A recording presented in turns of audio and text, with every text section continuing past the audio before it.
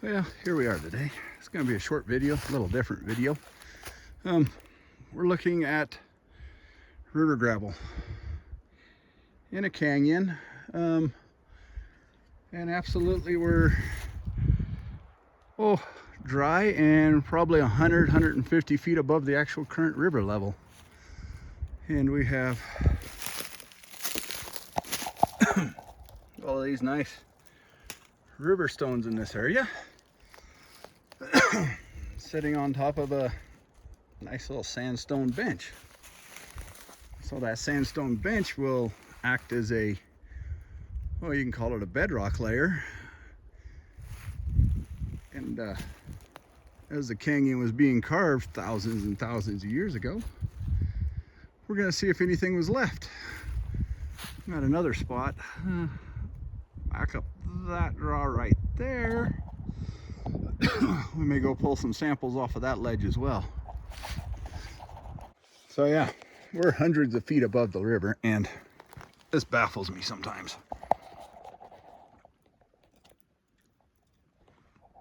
Little snail shells just laying around on the ground up here. There hasn't probably been enough water to keep a snail alive up here for a few hundred years, or maybe I'm wrong. Something else I need to look up and dig into and see what I can learn. But I found a handful of places out here in the high mountain desert that lots of snail shells for just no apparent reason. But I'm gonna get started digging a little dirt. Give me some samples to run. One of my second passions in this life is prospecting and gold mining. Well, I want to say we're not looking too bad in this little hole. That is very smooth, rounded off and rolled. So is this over here. I think we're kind of looking at the bedrock, and we got some big old river rocks hanging out of this thing. Did learn something today.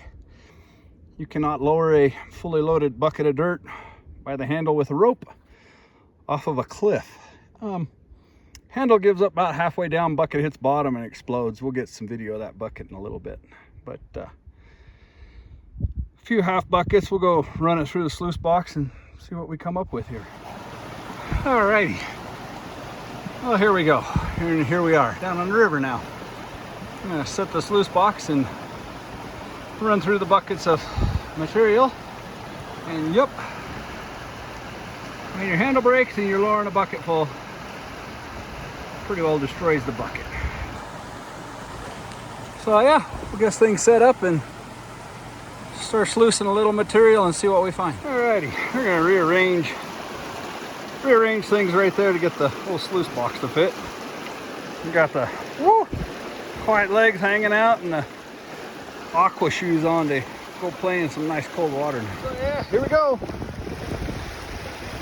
Move around here.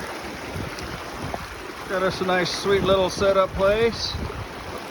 Water flowing, the box cleaning, the pan for doing some straightening out of the final. Buckets everywhere. That rock there, really cool the way it's being carved out. Yeah, I've dammed it up a little bit for now, but I'll fix that later, bring it back to natural. We're done sluicing. Clean that up so the water's running again. Right. Last couple hours of sluicing, just for a little bit. Stop. I was working along here, right back there. It's not more than 15, maybe 20 feet away. Stop, stand up, turn to look. Probably about an 80-pound little cinnamon colored bear standing there.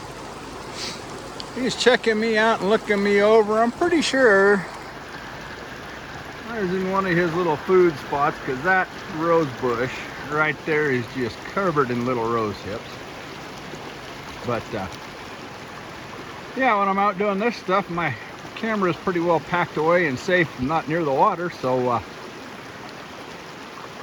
decision was made to yell at the bear and tell him to get out of here and go on rather than go for a camera. Sorry about that. But maybe next time I come across one of them, I can actually Get the camera in time to show you. And the other thing, if his shagginess has anything to do with what's coming for a winter, oh buddy, look out, that dude was a shaggy little bear. Yeah, next time I hope I can catch him for you. Back to cleaning this mess up and see if I got any gold out of it.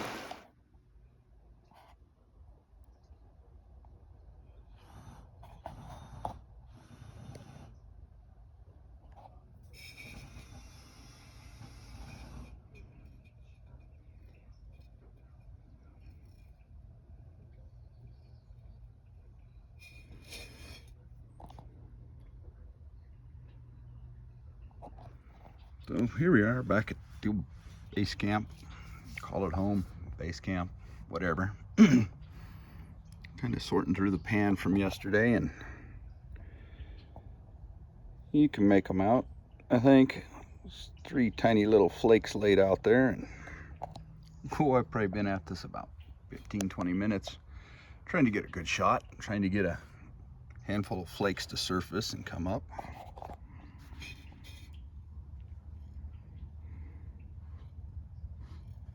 I think that's probably about as good a view as I'm going to get of it. But yeah, another great reason to be in the outdoors. It's another part of history. This is in a canyon that's mildly protected now.